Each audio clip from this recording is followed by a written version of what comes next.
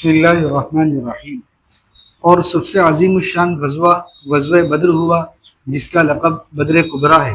رمضان میں آپ نے خبر سنی کہ قافلہ قریش شام سے مکہ کو جا رہا ہے۔ آپ صحابہ کو لے کر کہ 313 تھے اس کے تعرض کے لیے چلے۔ یہ خبر مکہ پہنچی۔ کفار قریش 1000 مسلح آدمی لے کر روانہ ہوئے اور وہ قافلہ دوسری راہ سے نکل کر مکہ جا پہنچا، مگر یہ قریش کے لوگ پھر بھی اس غرض سے چلے کہ مقام بدر میں جا کر ڈیرا ڈالیں گے اور خوب جشن کریں گے تاکہ تمام عرب میں ہماری ہیبت چھا جاوے، اور یہ احتمال بھی نہ تھا کہ 300 آدمی وہ بھی بے سر و سامان ہم سے مقابل ہوں گے، مفت میں نیک نامی ہاتھ آوے گی۔ اللہ تعالیٰ کو اسلام کا اعزاز اور کفر کا اذلال مقصود تھا۔ باہم مقابلہ ہوا اور اہل اسلام مظفر و منصور اور کفار مقتول و اسیر و مخذول ہوئے۔ سورہ انفال میں یہی قصہ ہے، اور اس تمام قصے سے شوال میں فراغ ہو گیا۔ پھر 7 روز بعد بنی سلیم کے غزوے کے لیے تشریف لے گئے، مگر لڑائی نہیں ہوئی۔ پھر بدر کے 2 مہینے بعد غزوہ سویق ہوا۔ وہ اس طرح کہ جب کفار بدر میں شکست کھا کر مکہ پہنچے، پھر ابو سفیان 200 سوار لے کر بارادہ جنگ مدینہ کو چلے۔ مدینہ کے قریب پہنچے تھے کہ مسلمانوں کو خبر ہو گئی۔ آپ صلی اللہ علیہ وسلم خود مسلمانوں کو لے کر چلے۔ کفار بھاگ گئے اور بوجھ ہلکا کرنے کے لیے ستو جو کہ زیادہ راہ تھا پھینک گئے، اسی لیے اس کا لقب غزوہ سویق ہوا۔ یہ واقعہ ذی الحجہ میں ہوا۔ پھر بقیہ ذی الحجہ مدینہ میں قیام فرمایا۔ اس کے بعد نجد کو غطفان سے غزوہ کرنے کے لیے چلے اور ختم سفر تک وہاں قیام کیا، مگر لڑائی نہیں ہوئی۔ اور اسی سال نصف شعبان میں تحویل قبلہ ہوئی اور زکوٰۃ فرض ہوئی۔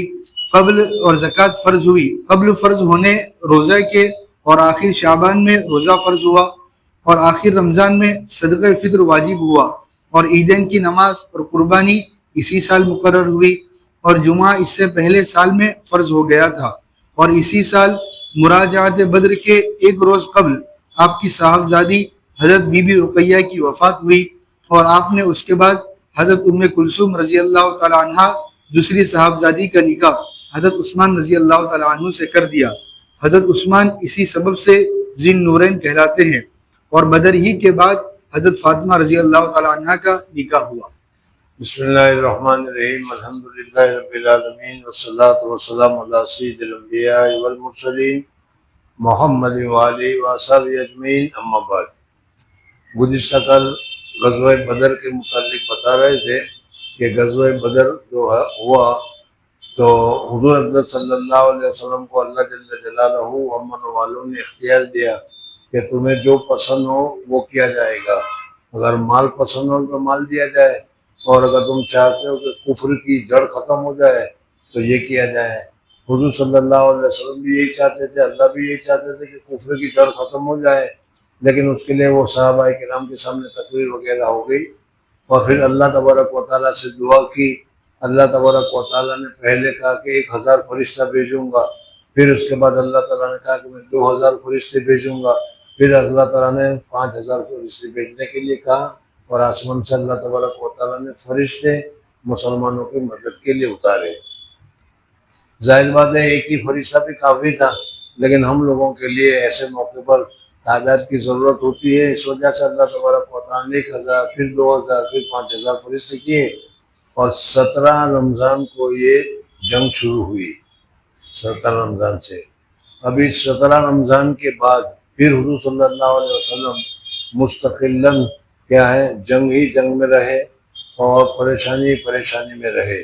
پھر پڑھو اس کو جو ابھی تم نے پڑھا تھا کہ 17 رمضان کے بعد 20 رمضان تک حضور 20 شوال تک حضور صلی اللہ علیہ وسلم فارغ ہوئے۔ پھر 7 روز بعد بنی سلیم کے غزوے کے لیے، پھر اس کے بعد بنی سلیم کا غزوہ ہوا، دوسرے قبیلہ تھا ان کے ساتھ غزوہ ہوا، مگر لڑائی نہیں ہوئی۔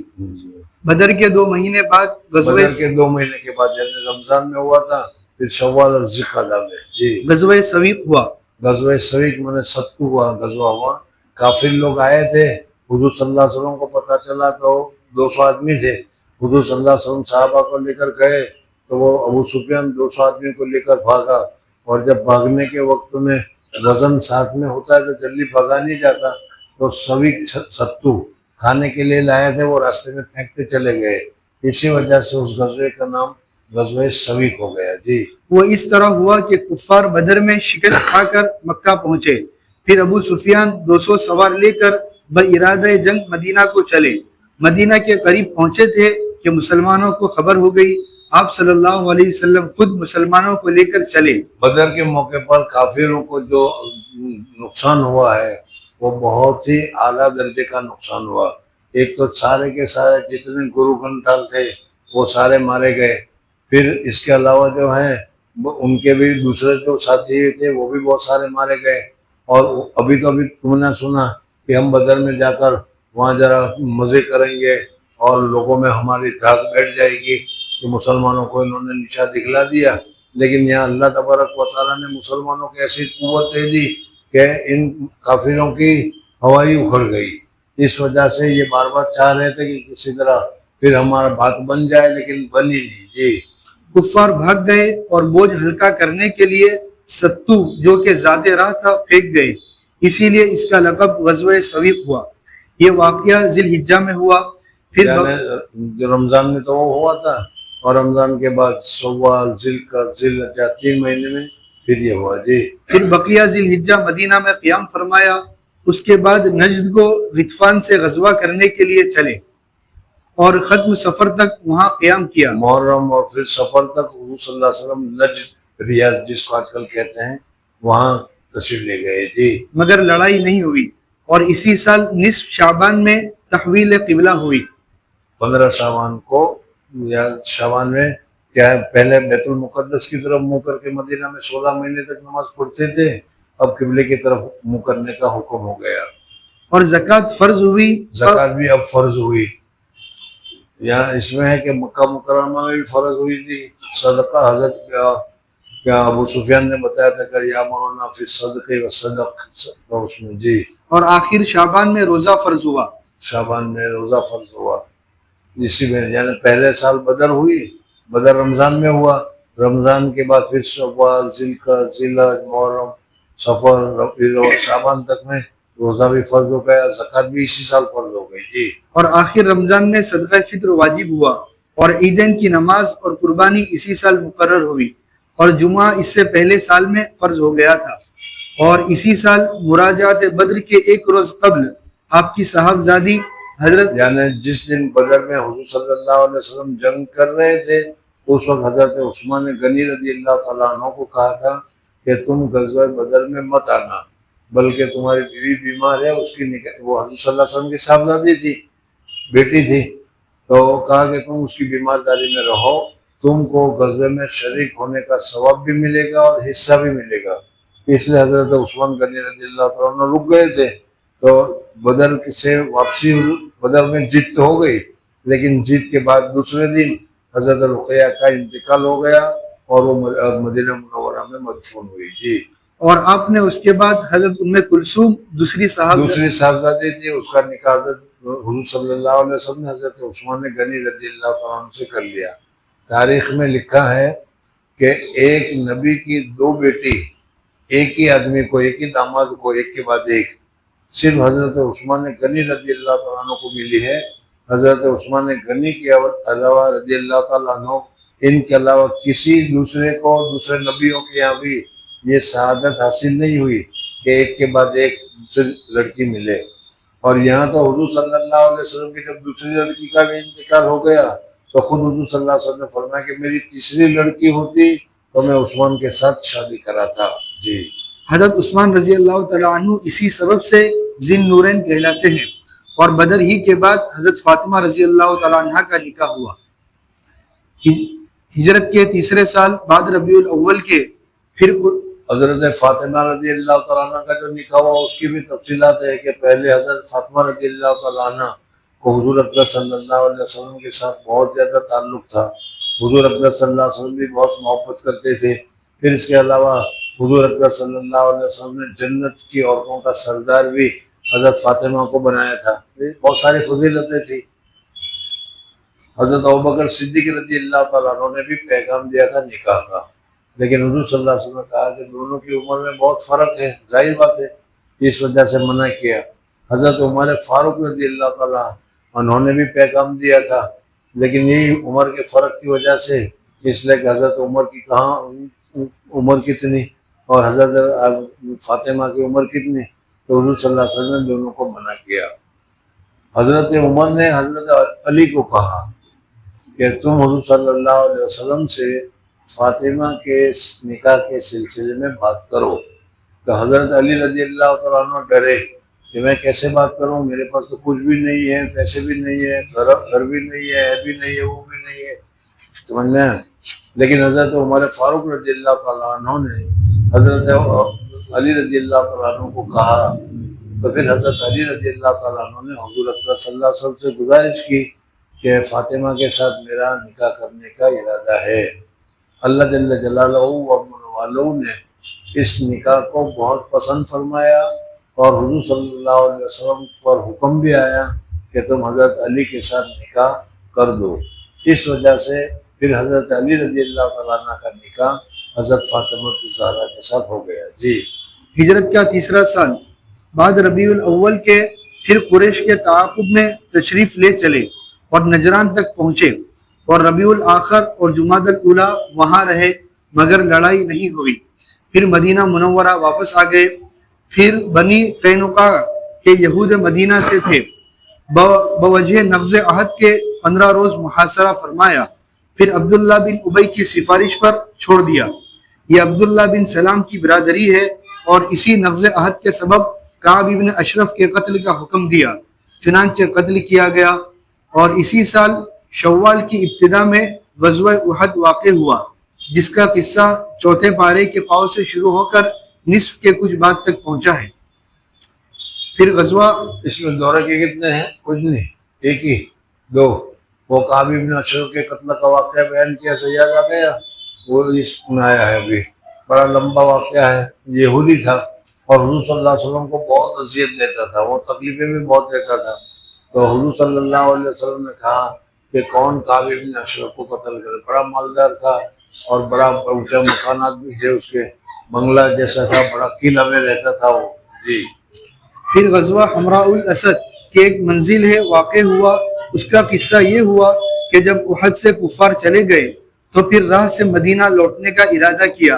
آپ یہ خبر سن کر خود صحابہ کو لے کر روانہ ہوئے۔ جب کفار نے یہ سنا، ڈر کر پھر لوٹ گئے۔ اصل میں غزوہ احد ہوا، ابھی تو غزوہ احد کی تفصیل نہیں آئی، لیکن درمیان میں آ گیا کہ احد میں جیت تو مسلمانوں کی ہوئی، لیکن مسلمانوں کو تکلیف بھی ہوئی، کس وجہ سے ہوئی ابھی آگے بتائیں گے۔ تو ابو جہل، ابو سفیان جو تھا سردار تھا، وہ بھاگا اور لشکر کو لے کر بھاگا، عورتیں تھیں وہ بھی ساری بھاگی، بہت دور نکل گئے۔ پھر ابو سفیان کو لائٹ ہوئی دماغ میں، یار ہم تو جیتے تھے، پھر بھاگے کیوں؟ ہم کو تو بھاگنا نہیں چاہیے تھا۔ ایسا کرو چلو واپس لوٹتے ہیں۔ حضور اکرم صلی اللہ علیہ وسلم کو معلوم ہوا کہ ابو سفیان واپس آ رہا ہے، تو حضور صلی اللہ علیہ وسلم زخم کی حالت میں ہی صحابہ کو لے کر آگے دوڑے کہ چلو اس کا آگے مقابلہ کریں گے۔ اس کو پتہ چلا کہ صحابہ آ رہے ہیں تو وہاں سے بھاگ لیا وہ۔ جی، اس میں غزوہ احد کا واقعہ نہیں ہے، اس میں غزوہ احد کا واقعہ ہوگا نہیں، میں نے اس کے بعد چوتھا سال شروع چلو جانے دو، نہیں ہے میں کیا کروں، اس میں ہے دوسری کتاب میں۔ یوں کہہ رہے ہیں کہ اس کتاب میں غزوہ احد کا واقعہ نہیں، کیوں نہیں ہونا چاہیے؟ مختصراً خالی لکھ دیا، پھر آگے چلے۔ ہجرت کا تیسرا سال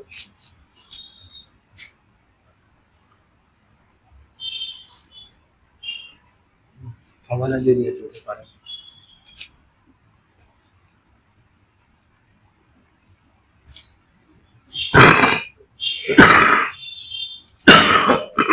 اس میں ہوگا پہلا غزوہ، سب سے بڑا غزوہ جو ہوا تو غزوہ بدر ہوا دوسرے سال، جب حضور صلی اللہ علیہ وسلم مدینہ منورہ گئے۔ پھر اس وقت کافروں کے 70 آدمی مارے گئے تھے، 70 آدمی قید بھی ہوئے تھے کافروں کے۔ تو وہاں مدینہ مکہ مکرمہ میں تو کوہرام مچا ہوا تھا۔ ابو سفیان نے پھر تیار کیا، اور احد کے موقع پر دوسرے سال پھر وہ احد کے موقع پر آئے۔ اس وقت حضور صلی اللہ علیہ وسلم کی رائے یہ تھی کہ مدینہ منورہ میں رہ کر ڈیفینس کریں گے، باہر لڑنے نہیں جاتے، ڈیفینس کریں گے۔ لیکن بعض صحابہ جب بدر میں شریک نہیں ہوئے تھے اور بدر کی فضیلتیں ان کو پہنچی تھی تو انہوں نے کہا کہ نہیں، لڑنا چاہیے، ہم لڑیں گے، اس طریقے سے نکلے۔ چلو اس میں ہوگا، اس کے میں 5ویں فصل غزوہ احد کے بیان میں۔ یہ غزوہ احد کا بیان ہے، دوسرا غزوہ، بہت مشہور غزوہ ہے یہ، اور اس میں بڑے بڑے صحابہ شہید ہوئے ہیں۔ جی من جملہ غزوات مشہورہ غزوہ احد ہے۔ شرح اس کی یہ ہے کہ کفار قریش نے کہ بڑا رنج بسبب شکست کھانے اپنے بدر میں قتل ہونے کے، اور بدر میں 70 آدمی 70 بڑے بڑے سردار ان کے قتل ہوئے تھے، اور پھر کیا ہے 70 آدمی گرفتار بھی ہوئے تھے جن کا فدیہ لے کر چھوڑا گیا تھا۔ یہ ان کے اوپر بہت زیادہ شاق پڑا، مکہ کا ہر گھر پریشان تھا کہ اس لیے کہ ہر گھر سے کوئی نہ کوئی گیا تھا۔ جی ایک لشکر بھاری مرتب کر کے بقصد انتقام مدینہ پر فوج کشی کی۔ ابو سفیان نے دوسرے سال وہاں سے لوگوں کو تیار کیا اور پھر کہا کہ چلو ہم لوگوں کو جو شکست ہوئی ہے بدر میں، اس شکست کی ہم جیت کے ذریعے سے بدل کرنا چاہتے ہیں، لہذا سب کے سب غزوہ احد کے موقع پر احد کے لیے لڑنے کے لیے چلو، اور سب کو لے کر وہ چلا وہاں سے۔ جی مرضی مبارک مدینہ سے باہر جانے کی نہ تھی۔ حضور اکرم صلی اللہ علیہ وسلم کا ارادہ یہ تھا کہ ڈیفینس کریں گے، مدینہ منورہ میں رہیں گے، آئیں گے تو وہیں سے لڑیں گے، میدان میں جا کر لڑنا نہیں ہے۔ اس وجہ سے وہ مشہور بھی تھا کہ مدینہ میں رہ کر ڈیفینس کیا جاتا ہے تو جیتتے ہیں، لیکن باہر نکلتے ہیں تو ہارتے ہیں، یہ بھی تھا۔ لیکن وہ نوجوان صحابہ جو بدر میں شریک نہیں ہو سکے تھے، ان کو وہ بدری صحابہ کی فضیلتیں اور یہ ساری چیزیں ملی، اس وجہ سے وہ کہا کہ ذرا دو ہاتھ ہم بھی کر کے دیکھ لیتے ہیں۔ انہوں نے کہا کہ ہمیں باہر جا کر ہی لڑنا چاہیے۔ حضور صلی اللہ علیہ وسلم کی رائے نہیں تھی، حضور صلی اللہ علیہ وسلم نے ایک دو خواب بھی دیکھے شاید آئیں گے اس میں، اور حضور صلی اللہ علیہ وسلم گھر میں گئے اور گھر میں جا کر لڑائی کے جو ہتھیار ہیں وہ سارے ہتھیار سجا کر حضور اکرم صلی اللہ علیہ وسلم باہر آئے۔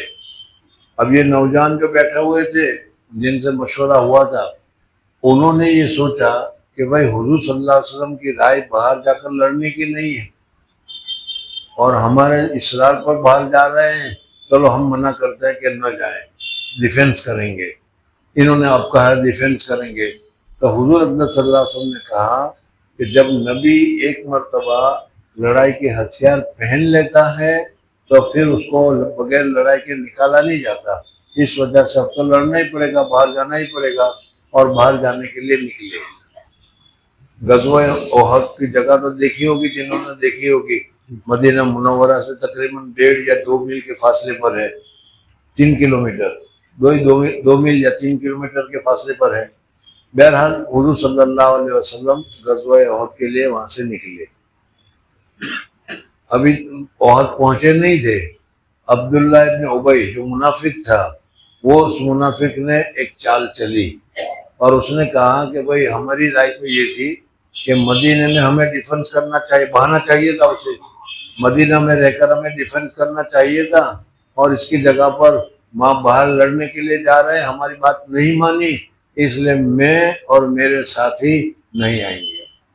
تقریباً 200 آدمی اس کے ساتھ نکل گئے، اور ظاہر بات ہے کہ 400-500 کا مجمع ہو، اس میں 200 نکل جائے اور لڑائی کے عین موقع پر کم ہو جائے تو بڑی پریشانی ہوتی ہے۔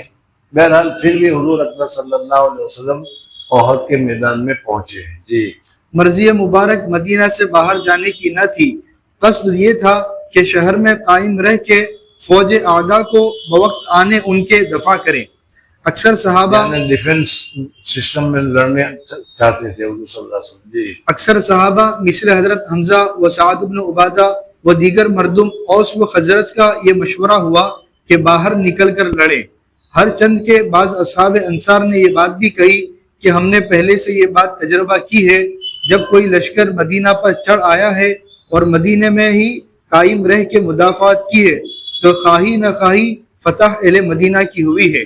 یعنی مدینہ میں رہ کر جب ہم ڈیفنس کرتے ہیں تو ہماری تاریخ یہ ہے کہ فتح مدینہ والوں کی ہوتی ہے، اور مدینہ کو چھوڑ کر جب باہر جا کر لڑتے ہیں تو اس میں ہار ہماری ہوتی ہے، اس لیے ہماری سب کی رائے یہی ہے کہ مدینہ میں رہ کر ڈیفینس کیا جائے۔ جی، اور باہر نکل کے لڑائی میں اہل مدینہ کی فتح نہیں ہوتی، اور آن حضرت صلی اللہ علیہ وسلم کی مرضی ہرگز باہر تشریف اور لے حضور جانے صلی کی اللہ علیہ وسلم کی بھی مرضی یہی تھی کہ باہر نہیں جانا چاہیے، مدینہ میں رہ کر ہی ڈیفینس کرنی چاہیے، اور اس صورت میں ڈیفینس کے لیے بھی اچھی صورت ہو سکتی تھی۔ جی، لیکن اصحاب موصوفین نے کمال مبالغہ اسی بات میں کیا کہ باہر نکل کے ہی لڑنا چاہیے، حتیٰ کہ آپ برخلاف مرضی دولت خانے میں جا کے سلاح گھر میں تشریف لے گئے، گھر میں جب دیکھ لیا کہ سب کا ارادہ باہر ہی جانے کا ہے تو کہ چلو باہر جاتے ہیں، حضور صلی اللہ علیہ وسلم گھر میں گئے اور زیرہ پہنی، تلوار پہنی، ہتھیار پہنے، اور ہتھیار پہ کر آئے تو اب یہ لوگ کہہ رہے تھے کہ بھائی حضور صلی اللہ علیہ وسلم کی مرضی کے خلاف ہم نے تیار کیا، یہ اچھا نہیں کیا، منع کرتے ہیں۔ لیکن اب جب منع کیا تو حضور صلی اللہ علیہ وسلم نے فرمایا کہ نبی ایک مرتبہ لڑائی کے ہتھیار سجا لیتا ہے تو پھر اس کے لیے بغیر لڑے اس ہتھیار کو اتارنا مناسب نہیں ہے، اس وجہ سے تو لڑائی باہر ہی ہوگی۔ جی، حتیٰ کہ آپ برخلاف مرضی دولت خانے میں جا کے سلاح جنگ پہن کے باہر تشریف لائے۔ اس وقت اصحاب رضی اللہ تعالیٰ عنہ یہ سوچے کہ برخلاف مرضی مبارک اصرار مناسب نہیں، لہٰذا حضور میں عرض کیا کہ اگر آپ کا دل باہر جانے کو نہیں چاہتا ہے تو بہتر ہے مدینہ میں ہی ٹھہر کے لڑائی کی جاوے۔ آپ نے فرمایا کہ جب پیغمبر سلاح جنگ بدن پر لگائے تب روا نہیں کہ قبل جنگ کے بحکم الہی سلاح کھولے، اب میں ہتھیار نہیں اتاروں گا، اور آپ باہر کو روانہ ہوئے اور فرمایا کہ تم اگر ثابت قدم ہوگے خدا تعالیٰ تمہیں فتح دے گا۔ اور متصل جبل احد کے دونوں لشکر دن کا مقابلہ ہوا۔ اسلام کی پشت پر ایک شگاف دو پہاڑوں میں تھا۔ آج بھی دو پہاڑ ہیں اور اس میں ذرا سا تھوڑا فرق ہے، اس میں شکاف سا پڑا ہوا ہے احد پہاڑ میں۔ اب تو وہاں بہت ساری بلڈنگیں بھی بن گئی ہے۔ جی، ادھر سے اندیشہ اس بات کا تھا کہ دشمن پشت پر سے آ کے حملہ کرے۔ اس وجہ سے حضور صلی اللہ علیہ وسلم نے 30 تیراندازوں کو وہاں ٹھہرایا تھا، اس ٹیکری پر ٹھہرایا تھا کہ تم یہیں رہنا، اور حضور صلی اللہ علیہ وسلم نے فرمایا ہم جیتیں یا ہم ہاریں، اگر تم دیکھو کہ پرندے آتے ہیں اور ہماری لاشوں کو اٹھا کر لے جاتے ہیں تو بھی تم یہاں سے مت ہٹنا۔ میں نے اتنا سب کہا تھا، لیکن اس کے باوجود جب لڑائی شروع ہوئی اور ابو سفیان کی بیوی وہ بھی آئی تھی اس لڑائی میں، وہ بھی جب بھاگنے لگے تو روایت میں آتا ہے کہ ابو سفیان کی بیوی کی یہ پنڈلی ہے وہ دکھائی دینے لگی، اور یہ دکھائی اس وقت دیتا ہے، تجربہ کر کے دیکھنا، کہ ویسے تم دوڑو گے تو کچھ نہیں، لیکن اتنے زور سے دوڑو کہ تمہارے پاؤں سورین تک لگے، اتنے زور سے تم دوڑو گے تو جو تمہاری پنڈلی ہے وہ چادر اوپر چلی جائے گی تو وہ دکھائی دے گی، یعنی اتنی زور سے وہ لوگ بھاگ رہے تھے۔ یہ 30 آدمیوں نے دیکھا کہ وہ تو بھاگ رہے ہیں اور اب تو یہ مال غنیمت کے لوٹنے کا سوال ہے، تو بعض لوگوں نے کہا کہ لوٹنا چاہیے۔ جو امیر تھا اس نے بہت انکار کیا لیکن مانے نہیں، 10-15 آدمی رہ گئے، باقی سارے مال لوٹنے میں چلے گئے۔ خالد ابن ولید اس وقت ابھی مسلمان نہیں ہوئے تھے، اس نے دیکھا کہ یہ تو بہت موقع کی جگہ ہے، اس لیے وہ پیچھے سے وہ جو در میں تھا جگہ تھی اس میں سے اس نے حملہ کیا۔ جو تھوڑے دیر یہاں پر تھے انہوں نے تیر برسائے، لیکن 15-30 آدمی کا قافلہ ہو تو 15-30 آدمی کیسے بچتے ہیں، ان کو شہید کر دیا، اور ادھر بہت زوردار جنگ شروع ہو گئی۔ حضور اقدس صلی اللہ علیہ وسلم نے اس لڑائی میں ایک نہیں 2 بختر پہن رکھے تھے، لوہے کے حفاظت کے لیے 2 بختر زرہ پہن رکھی تھی۔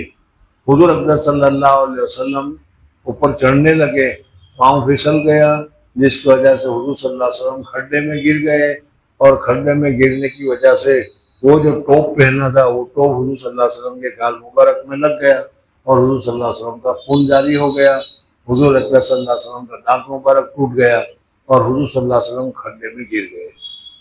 اس کھڈے میں سے نکلنے کے لیے حضور صلی اللہ علیہ وسلم نے بہت کوشش کی، لیکن وہ دونوں زیرہ جو پہن رکھی تھی اس کا وزن اور اوپر چڑھنے کے لیے کوئی صحیح راستہ نہیں تھا، اس وجہ سے حضور صلی اللہ علیہ وسلم اوپر نہیں چڑھ رہے تھے۔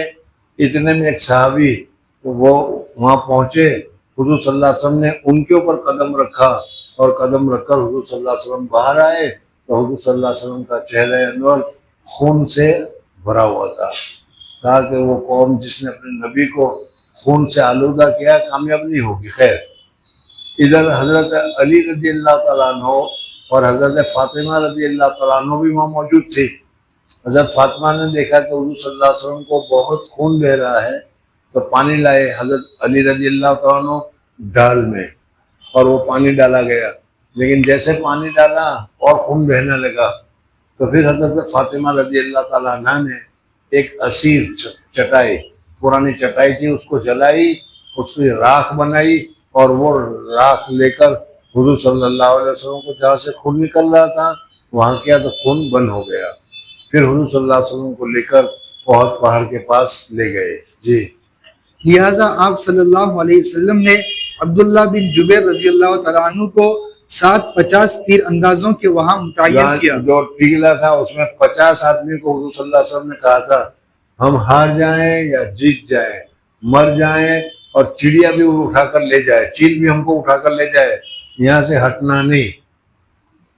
حضور اکبر صلی اللہ علیہ وسلم کی ایک بات کو نہ ماننے کی وجہ سے کتنا نقصان ہوتا ہے اس واقعے سے معلوم ہوتا ہے۔ اور اب اس وقت ہم جب حضور صلی اللہ علیہ وسلم کی باتوں کو نہیں مانتے تو پھر ہمیں نقصان ہوگا کہ نہیں؟ جی، اور کہا کہ اس درے کی تم خبر رکھو، اگر کفار ادھر سے قصد کرے تو تم تیر بارہ کر کے دفع کیجیو، اور کسی حال میں خواہ ہماری فتح ہو خواہ شکست تم اس جگہ سے مت ہٹیو۔ اور لڑائی شروع ہوئی، شجاعان لشکر اسلام نے داد مردانگی دی اور مسلمانوں کے ساتھ اب لڑائی شروع ہو گئی تو مسلمانوں کے جو بڑے بڑے بہادر تھے حضرت امیر حمزہ رضی اللہ عنہ وغیرہ، وہ سارے کے سارے بڑے زور سے لڑنے لگے۔ ایک بات یاد رکھو کہ اس زمانے میں شاید اب بھی کہیں کہیں تو ہے، اس زمانے میں یہ تھا کہ اگر کسی آدمی نے کسی کو قتل کیا ہو، مقتول کیا ہو، تو یوں کہتے ہیں کہ جو قتل ہوا ہے اس کی روح بھٹکتی رہتی ہے، وہ کیا کہتے ہیں اسے،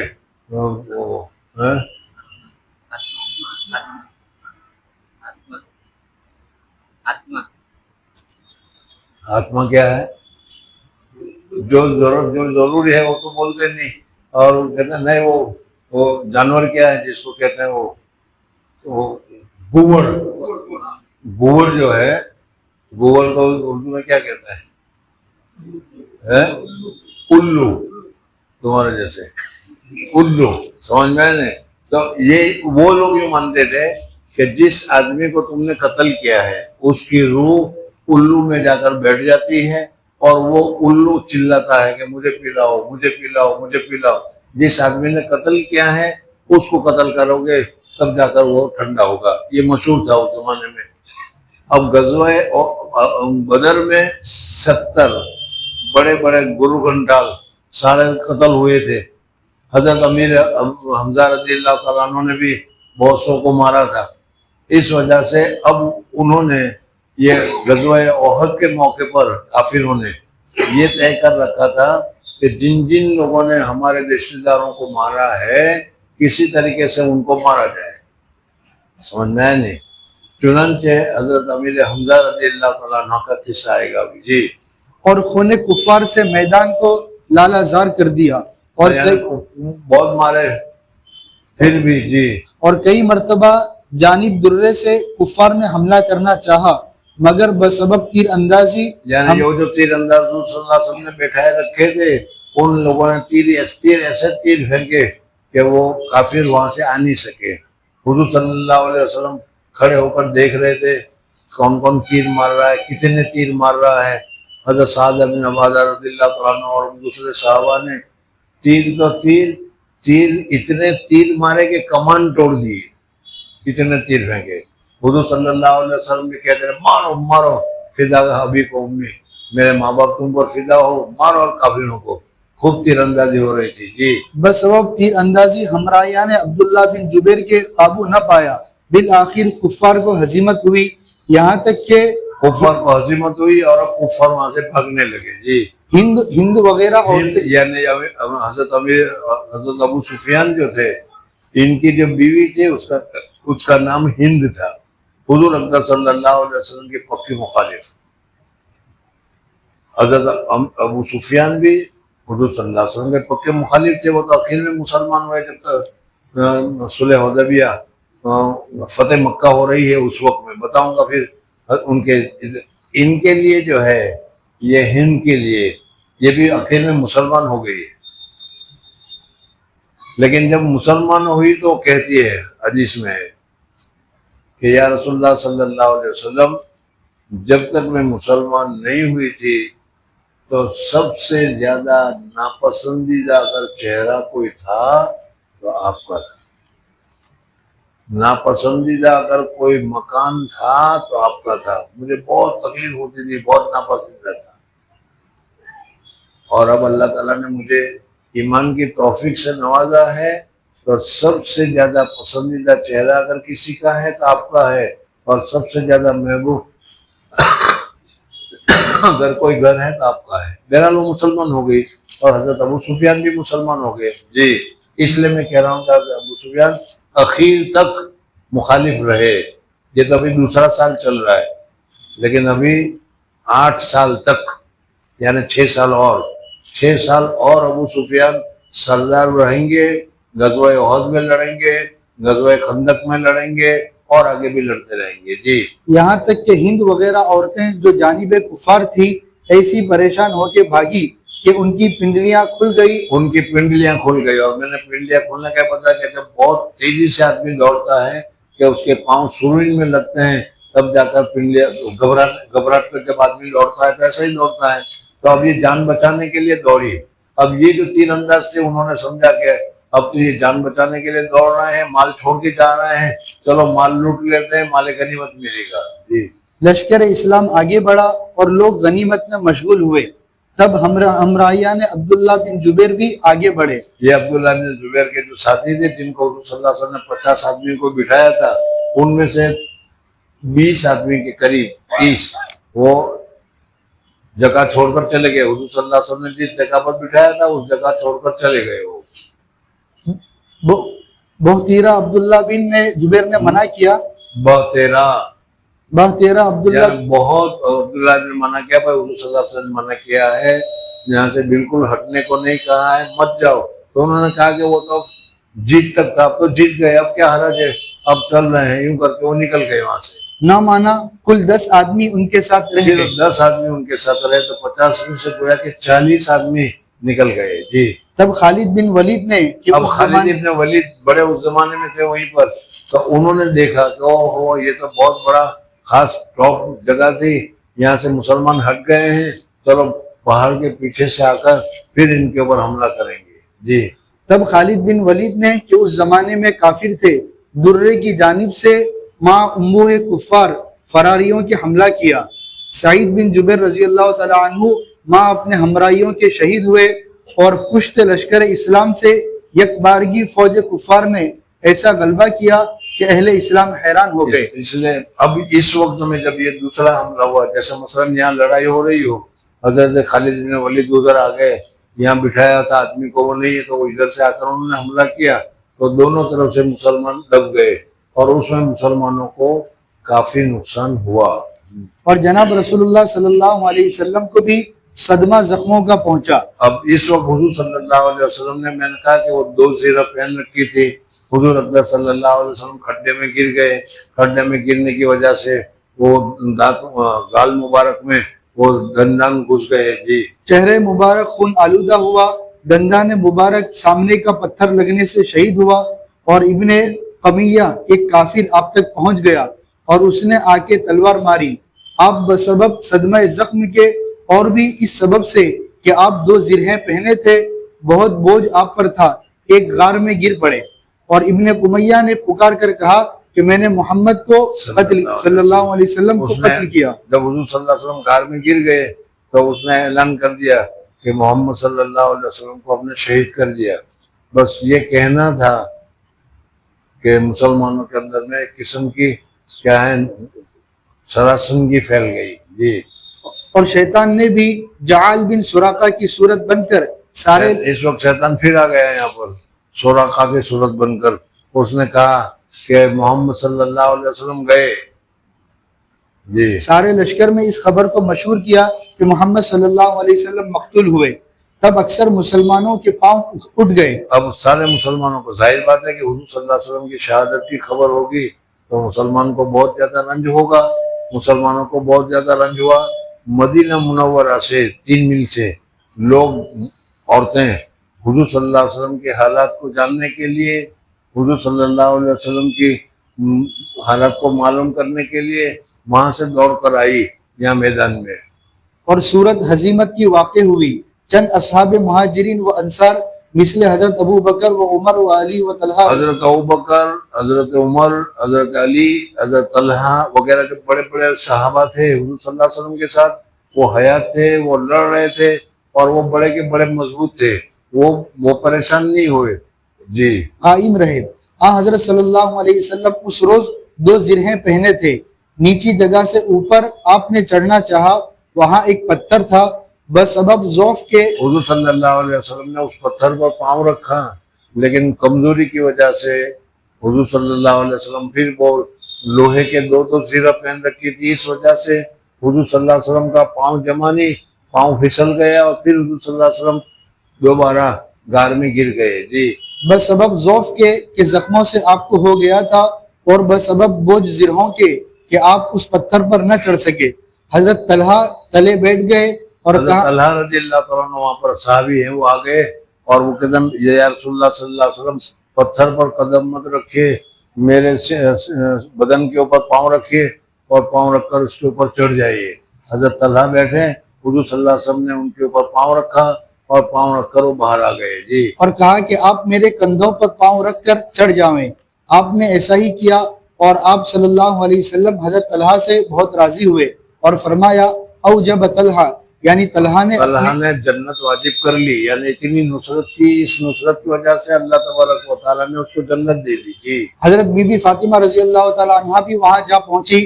انہوں نے یعنی معلوم ہو گیا کہ وہاں جنگ میں مسلمانوں کا ذرا نقصان ہو رہا ہے، ہار رہے ہیں، تو عورتیں بھی آ گئی. حضرت بی بی فاطمہ رضی اللہ تعالیٰ عنہ بھی آ گئی اور دوسری عورتیں بھی آ گئی. جی، انہوں نے بوریے کا ٹکڑا جلا کے زخم میں بھرا. تب خون ابھی بند ہوا. جیسے میں نے بتایا کہ حضرت علی وغیرہ کے ساتھ پانی لائے، لیکن خون بہت نکل رہا تھا، تو وہ کیا کہتا ہے، اسیر چٹائی، اس کو جلائی اور جلا کر اس کی راکھ جو ہے وہ اس میں بھری گئی تو وہ خون بند ہو گیا. ہلکے خود کے رخسار مبارک میں گھس گئے تھے. حضرت ابو عبیدہ ہلکے خود جو لوہے کی جو کوپ تھے تو اس کے ہلکے حضور صلی اللہ علیہ وسلم کے گال مبارک میں چھپ گئے تھے. جی، حضرت ابو عبیدہ بن جراح نے اپنے دانتوں سے زور کر کے ان حلقوں کو نکالا. یہ سننے کی بات ہے. حضور صلی اللہ علیہ وسلم کے ٹوپ تو سمجھ میں آ گیا کہ نہیں، کہ لوہا کا ٹوپ تھا، اس کے جو کھال تھے وہ حضور صلی اللہ علیہ وسلم کے گل گئے.